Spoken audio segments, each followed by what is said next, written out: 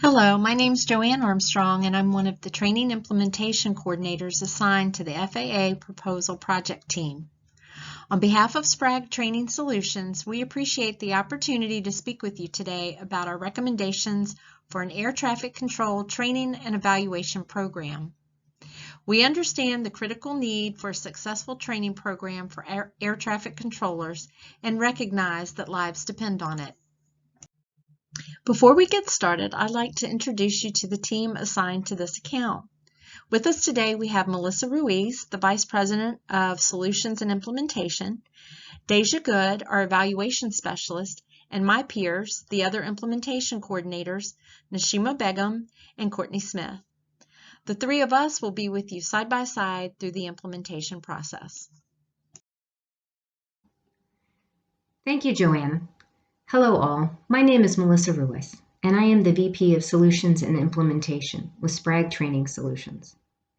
As mentioned, we were asked to provide the FAA with training and evaluation recommendations for air traffic controllers. To start, we know that any training program needs to demonstrate effective learning transfer.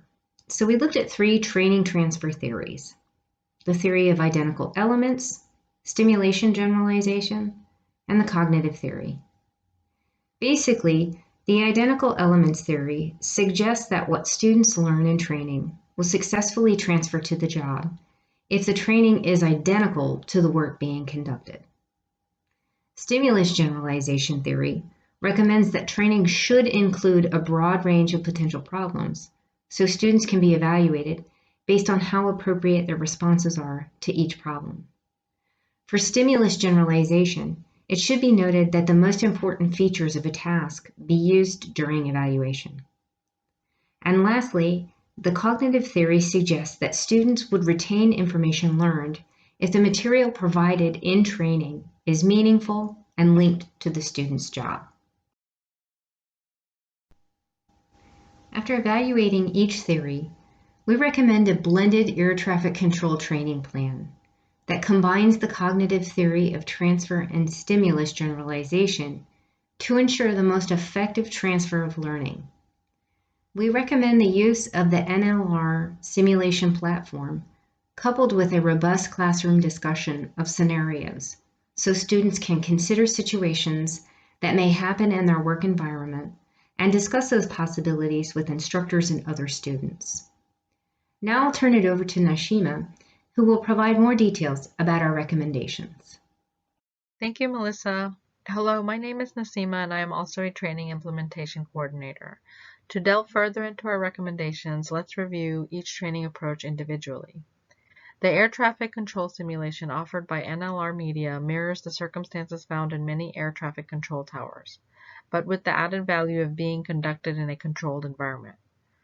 This format provides a stimulus generalization approach that Melissa discussed earlier because air traffic controllers will experience the same feeling of actually being in the control center. The benefits are that the simulator can resemble any airport, simulations can be accessed right in the classroom, reducing travel costs, and research has shown higher retention rates through the use of such simulations. Another great benefit is that this solution will offer mastery-based learning because students can master the material by working at their own pace, and of course all students will receive the same training on the same desired skill sets to become successful air traffic controllers. The second approach emphasizes the cognitive theory of learning.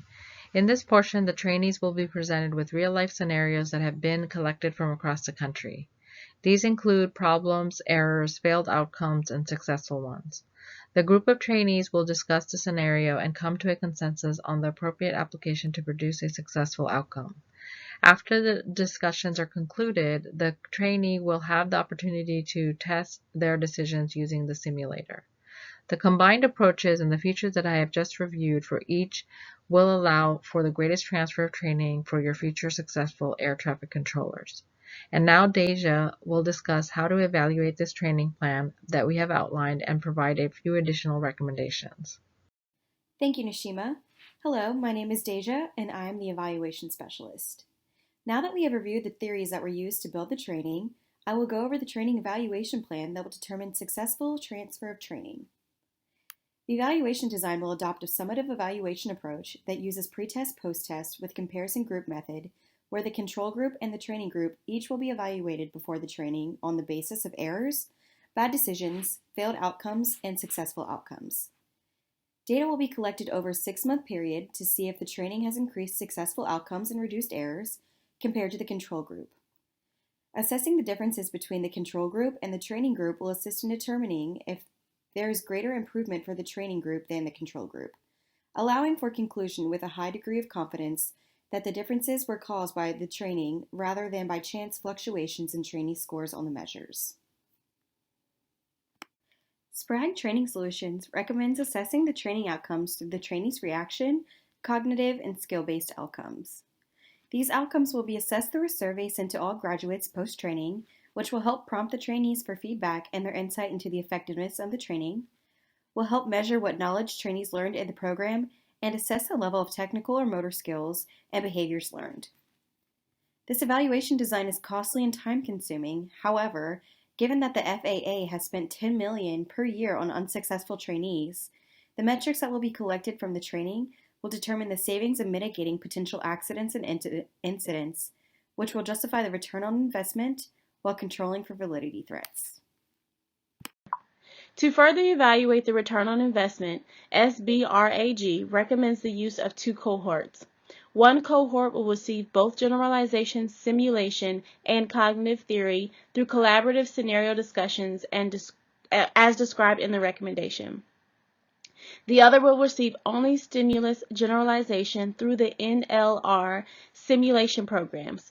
We believe that the combination of the 2 approaches will greatly strengthen the transfer of learning.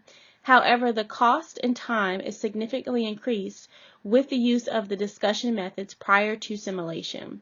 If it is determined that there is not a significant increase in the transfer of learning with this added component, it will be discontinued for further training cohorts. At this time, I would like to open the floor up to any questions. On behalf of the SBRAG Training Solutions team, thank you.